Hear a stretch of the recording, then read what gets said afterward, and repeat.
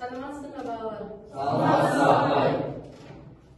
Мен сіздерге бақыт тілеймін, мен сіздерге денсаулық тілеймін, мен сіздерге бұл сабақтан көбірек ақпарат алуларыңызды тілеймін.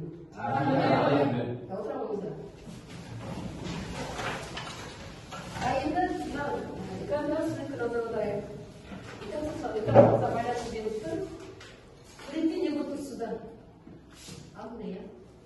Бірінші суретте Түркістан автономиясының президенті Мұстафа Шоқаев, екінші суретте ол көсемі Әлихан Бөкейхан, үшінші суретте Алаш автономиясы, Алаш зиялылары, олар Қазақстанның болашағын талқылау. Рахмет. Келесі үй тапсырмасы бойынша серпілген сауал деген әдіс. Бірінші сұрақ. Тұңғыш қазақ автономияларын атаңдар. Тұңғыш қазақ ұлттық автономиялар Алашорда автономиясы және Түркістан автономиясы. Екінші Алашорда автономиясының төрағасы кім? Автономия қашан құрылды? Алашорда автономиясының төрағасы Әлихан Бөкейхан. Автономия 1917 жылы 2010 желтоқсанда құрылды. Үшінші сұрақ. Түркістан автономиясы президенті кім? Автономия қашан құрылды? Кім біледі? Түркістан автономиясының президенті Мұстафа Шоқаев 1917 жылы 22 қарашада Қорған қаласында құрылды. 1917 жылы,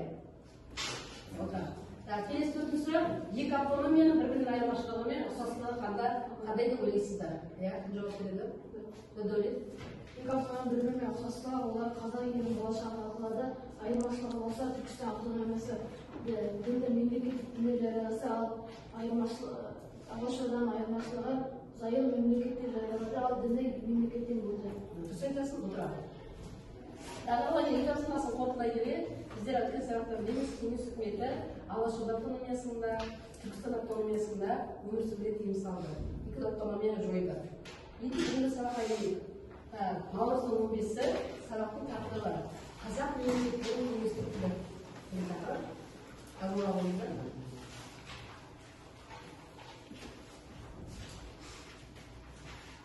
Енді бұл сабақта Қазақстанда мемлекеттің қалыптасу тарихы жөнінде түсінесіз. Қазақ мемлекетінің кеңестік түрін түсіну үшін автономды кеңес республикасы, кеңес одағы республикасы, унитарлы мемлекет ұғымдарын пайдаланасыз. Енді кіріспелерге назар аударайық. Кіріспелерді кім оқиды? Автономия өзін-өзі басқару мемлекет құрамындағы аумақтық автономия қандай да бір ұлттың өзіне бөлінген аумақтық дербес тәуелсіз басқару құқықтан иеленуі. Унитарлық мемлекеттік құрылыс түрі бұл кезде оның құрамдас бөліктері әкімшілік аумақтық бірліктер болып табылады және мемлекеттік құрылым мәртебесіне ие бола алмайды. Енді қазақ мемлекеттік кеңес түрі. Кеңес мемлекеттің басшысы Владимир Ильич Ленин, Ресей халықтары құқықтары декларациясы және Ресейдің барлық мұсылман мемлекеттері деген құжаттарды жариялаған болатын.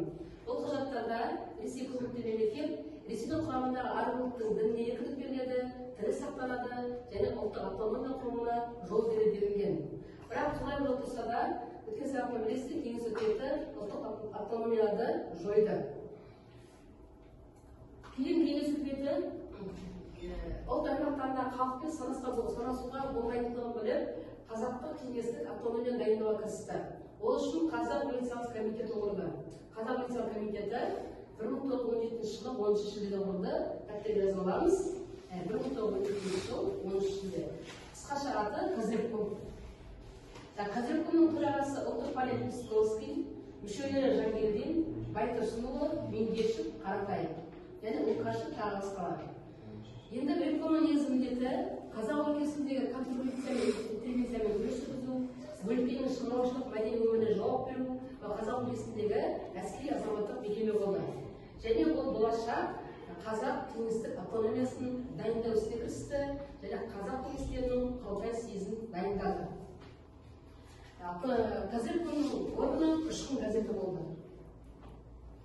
Енді осы Козырькомның жұмыс жүргізуімен кеңес үкіметі 1920 жылы 26 тамызда Қырғыз қазақ акциясын құрылтау декрет шығарды.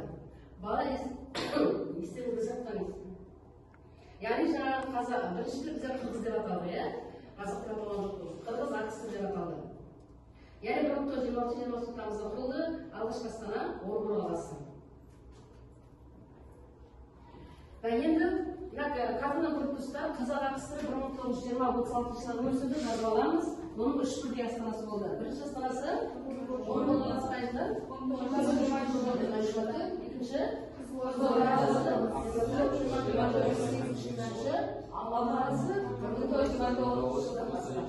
енді осы алғашқы Қазақстанның құрамына мынандай губерниялар кірді. Қараңыз. Енді отчет берген кезінде біздің Қазақстанның жері жан-жақты бөлінген болатын. Сондықтан біздің ұлт зиялылары қазақтардың жерлерін қайтару жөнінде жоғарыға жазумен болды. Қандай ұлт зиялыларын білесіздер? Қазақ жерінің намысын қорғаған.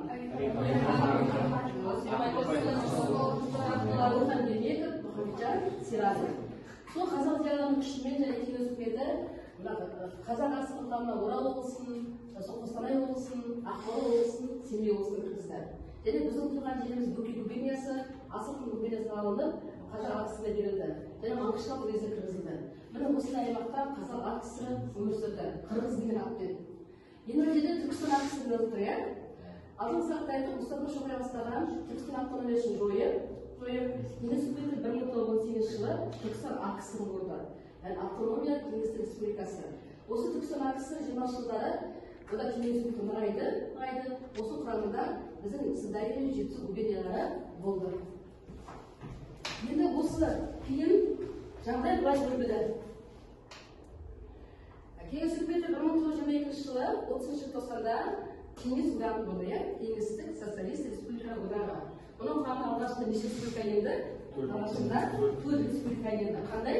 Украина, Белоруссия, Кавказия, сосын Россия Федерациясы құрамында не бар? Қазақ АКСР бар. Алғашқы 4 республикаға құрылғанның кейін неше республика болды? КСР неше жылға өмір сүрді? 91 жылдан 21 желтоқсанға дейін КСР өмір сүрді. Енді кеңес үкіметі 1924-25 жылдары Орта Азияны ұлттық межелеу және Қазақстанның мемлекеттік шекараларын белгілеу ісімен айналысты. Ондағы мәселелер Түркістан АКСР тараптары, оның құрамындағы Сырдария мен Жетісу облыстарының қай мемлекеттері қазақ АКСР қосты. Сырдария мен Жетісуды. Бұл жерде айта кететін тағы мәселе Астана облысы, Астана Орынбордан қайда көшті? Ақмешіт қаласына. Ал Орынбор Россияға берілді, бүгінгі қай қала?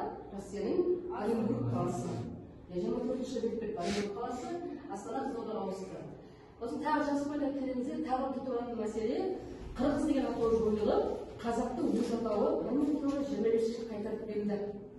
Яғни 1925 жылдан бастап бізде қазақ АКСР деп аталды. 36 жылға дейін, өз атауы қайтарып берілді. Бұл мәселе 1925 жылға қазақ кеңестерінің съезінде болды. Сөйтіп қазақ АКСР деп аталды. Енді қазақ АКСР осындай атпен 1936 жылға дейін өмір сүрді. Солай бола тұрса да, кеңес одағының құрамында болған автономия республика, Ресей құрамындағы оның құқықтық жағдайы мәртебесі сақталмады. Елдің ұлттық одақтар бөлінуі олардың саяси дербестігін білдірген жоқ. Республика басшылары тек қана Мәскеу тағайындады, Мәскеуге бағынышты болды. Соған қарағанда автономия республиканың құқықтық мәртебесі сақталды ма? Сақталмады. Енді Қазақ Кеңестік Социалистік Республикасы. Бұл жаңағы біз айтқан қазақ АКСР 1936 жылы жазып аламыз, 5-ші желтоқсанда одақтас республика айналды. Қазақ АКСР 1936 5-ші желтоқсанда одақтас республика айналып, ол Қазақ Кеңестік Социалистік Республикасы деп аталды. Қазақ АКСР емес, Қазақ КСР деп аталды. Осы атпен 1991 жылы өмір сүрді. аталды. Мынау Қазақ КСР-ның қалауы, екі талтасы сол кездегі. Енді Қазақ КСР 1990 жылдан бастап еліміздің тұңғыш президенті Нұрсұлтан Назарбаевтың жарлығымен Қазақстан Республикасы деп аталды. Көкірегінде көк байрағы желбіреген әлем таныған тәуелсіз мемлекет. Былтыр жылы тәуелсіздік жыл толды, 30 жыл толды. Қазақстан жер телімдерінен 9-шы орын алады. Енді олар жалпы Қазақ КСР-ның құрылуының қандай тарихи маңызы бар? Қазақ КСР-ның құрылуы қазақ халқы өміріндегі маңызды оқиға болып, ұлттық егемендікті қалпына келтірудің бір сатысына айналды. Қазақстанның автономия болуы тек қағаз жүзінде болса да, бұл тарихи кезеңде егемендік жолындағы маңызды қадам болды. Бұл жаңа қазақ халқының сан ғасыр отаршылдарға қарсы күресінің нәтижесі болды. тапсырмамызды аяқтай келе мына тапсырмаға келіп берейік. Бірінші тапсырма: Қазақстанда мемлекеттік қалыптасу тарихи кезеңдерін ретімен орналастырыңыз. Тапсырмаға қарай қойыңыз. Қайсысынан кейін орналасады? Бірінші қайсы? Иә? Нұрайна? Қырғызстандағы АКСР-ның құрылуы. Сосын? Екінші Түркістан кеңесінің нығаюы. Үшінші СУРА-ның құрылуы. Төртінші Орта Азияның ұлттық аумақтық межелеу және Қазақстанның мемлекеттік шекараларын белгілеу болса, бесінші Қазақ КСР-ның құрылуы. Дұрыс, ең қандай шығайық? Қазақ КСР-ның құрылуы нешінші жылда болды? 1920 Түркістан кеңесінің нығаюы 21-22 жылда, КСР-ның құрылуы 22 жылдан, Орта Азияның белгілеу 1922-25, Қазақстанның құрылуы 1936. Тапсырмаға дұрыс жауап бердіңіздер. Жарайсыздар? Енді сізге өздеріңізге тапсырма келген болатын, ойланып жұптастан қалған бағытпен бірінші топшыға қойыңыз.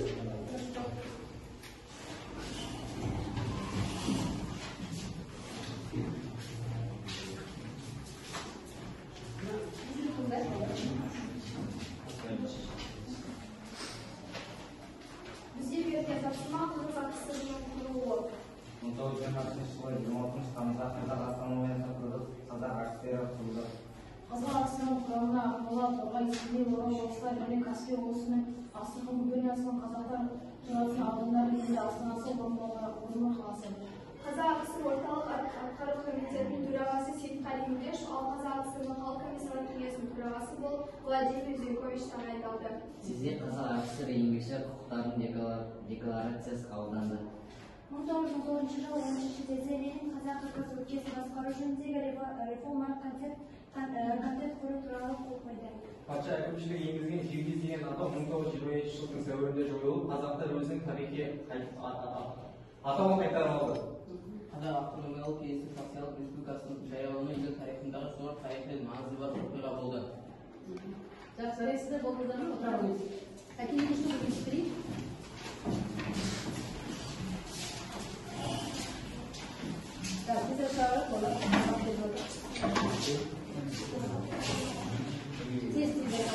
Орта Азияның ұлттық аумақтық межелеу 1945 жылдары Орта Азияның ұлттық аумақтық межелеу нәтижесінде автономиялық республикалар мен облыстар пайда болды.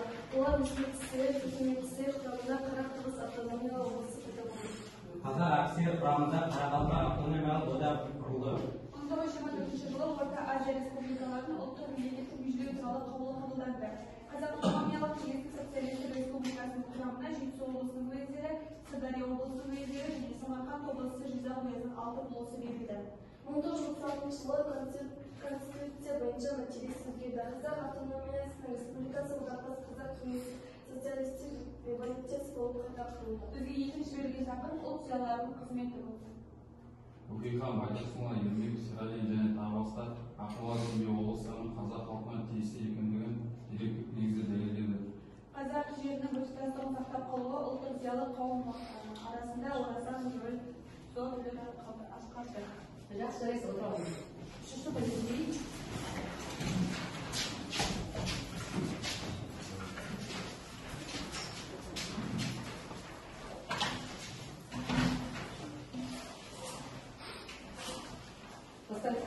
Сізге берілген тақырып Қазақ КСР-ның құрылуы. Қазақ кеңестік социалистік республикасы бұрынғы КСР құрамында болған одақтас республикалардың бірі. Қазақ АКСР 1936 жылы 5 желтоқсанда одақтас республикаға айналды. КСР-ның айналу бөлігінің оңтүстік батысында орналасты. Солтүстігінде КСР мен, оңтүстігінде Түркмен КСР, Өзбек КСР мен және Қырғыз КСР мен, шығысында Қытай мен шектесті, батыста Қытай Каспий болды. Жұмысшылар мен шаруалардың социалистік мемлекеті КСР құрамына кіретін одақтас кеңестік социалистік республика. Конституция Қазақ КСР кеңестерінің 4-10 съезінде 1907 жылы 26 наурызда бекітілген. Қолыңызға? 1936-1991 жылы Қазақ КСР деп аталды. 1991 жылдың 10-12 күндері Қазақстан Республикасы егеменді тәуелсіз мемлекет болды. Отыра қойыңыз.